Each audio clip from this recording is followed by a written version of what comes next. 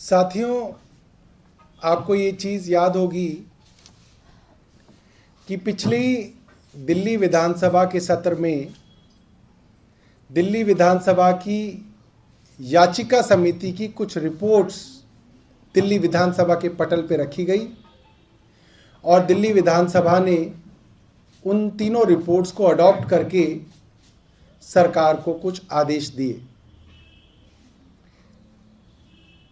संसद में, देश की अलग अलग विधानसभाओं में और उसी तरीके से दिल्ली में विधानसभाओं की समितियां जो हैं, जैसे विशेषाधिकार समिति, याचिका समिति आदि,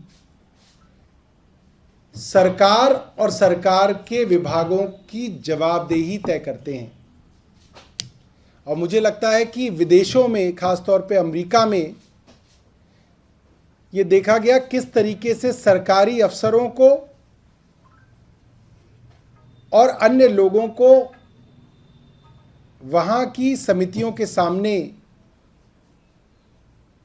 दिखाया जाता है कि किस तरीके से अफसरों से,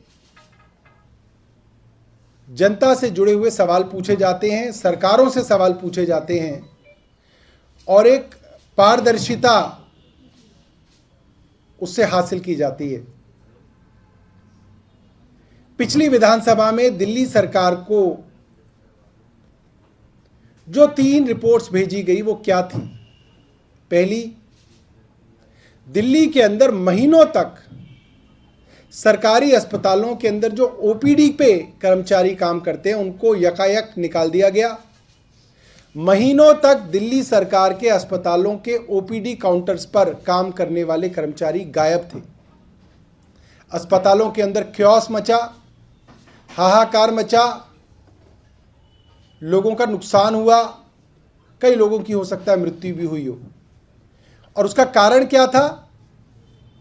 2 बड़े आईएएस अधिकारी जानबूझ के फाइलों को अटकाकर उन्होंने इस काम को रोक रखा था। जब याचिका समिति में ये आया तो वो सारे के सारे मामले सुलझे और वापस अस्पतालों की ओपीडी काउंटर्स पे कर्मचारी लौटे और एलजी साहब से ये कहा गया कि आप इन आईएएस अधिकारियों के ऊपर कार्रवाई कीजिए, यानी कि फाइनेंस सेक्रेटरी साहब एसी वर्मा के ऊपर कार्रवाई कीजिए और हेल्थ सेक्रेटरी साहब अमित सिंगला साहब पे आप कार्रवाई कीजिए। आज तक लेफ्टिनेंट गवर्नर साहब ने कोई कार्रवाई नहीं की। दूसरा मामला था, मोहल्ला क्लिनिक के पास अपने अकाउंट में करोड़ों रुपए होने के बावजूद मोहल्ला क्लिनिक के डॉक्टरों की तनख्वाह रोक ली गई। मोहल्ला क्लिनिक्स के अंदर जो टेस्ट होते हैं उसका पैसा रोक दिया गया। लिहाजा मोहल्ला क्लिनिक के अंदर टेस्ट होने बंद कर दिए गए। जब पता किया तो पता चला वही फाइनेंस सेक्रेटरी एसी वर्मा और वही अफसर अमित सिंगला साहब की मिली भगत से सरकार के पास पैसा होने के बावजूद लाखों लोगों को परेशान किया गया, उनको दुखी किया गया। तीसरा मामला था पेंशन से संबंधित। दिल्ली सरकार के पास पैसा है, कोई कमी नहीं है, उसके बावजूद महीनों तक, दिवाली से पहले महीनों तक दिल्ली के बुजुर्गों को, गरीबों को उनकी पेंशन रोक ली गई और पेंशन देने में देरी की गई। और जब याचिका समिति में मामला आया तो पेंशन उनकी रिलीज की गई। उसमें भी सोशल वेलफेयर डिपार्टमेंट की जो डायरेक्टर हैं पूजा जोशी, उनके ऊपर कार्रवाई करने की सिफारिश एलजी साहब को की गई। एलजी साहब ने कार्रवाई नहीं की। अब मामला यह है कि सिफारिश करने पर अफसरों पर कार्रवाई करना तो दूर, एलजी साहब अब विधानसभा की समितियों के ऊपर कार्रवाई करने की कोशिश कर रहे हैं।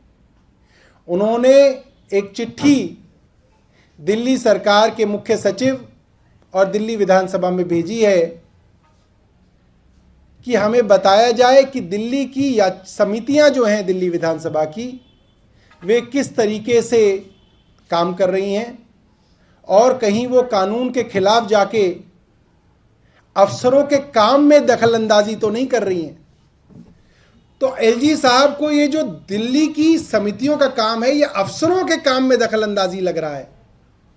इससे ज़्यादा शर्म की बात कुछ नहीं हो सकती। और मुझे लगता है कि जब उन समितियों ने ये बात कही कि बड़े बड़े सीनियर आईएएस अधिकारियों ने अस्पतालों के अंदर मरीजों को परेशान करवाया, मोहल्ला क्लिनिक में मरीजों को परेशान कराया, गरीब बुजुर्ग जिनका आशीर्वाद लेना चाहिए 60 साल से ऊपर के 70 साल के बुजुर्गों को इन्होंने बिना पेंशन के महरूम रखा।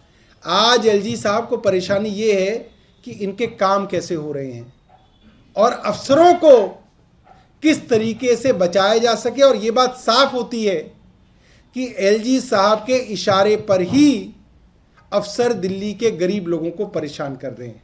इनकी पिताजी की डेथ हो गई और 13वीं होने के चक्कर में ये राशन की दुकान पे नहीं जा पाए। और जब ये उसके बाद राशन की दुकान पे गए तो राशन की दुकान वाले ने कह दिया कि अब जो है मेरे यहाँ सामान खत्म है।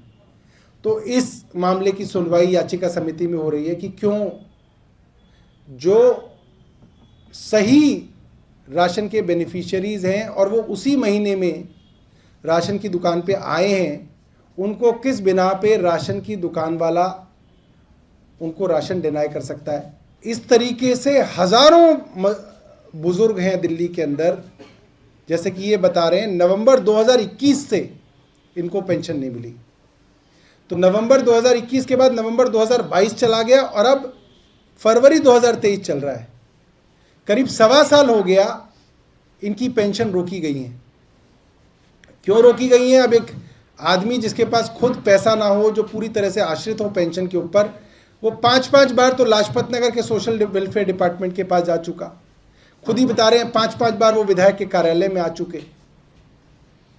और अगर इस तरीके के लोगों के खिलाफ जो अफसर षड्यंत्र रचते हैं, अगर उन अफसरों के ऊपर कार्रवाई की मांग दिल्ली विधानसभा करती है, तो किसी भी एलजी को अगर उसके मन में थोड़ी भी नैतिकता हो तो उन्हें उन अफसरों के ऊपर तुरंत कार्रवाई करनी चाहिए।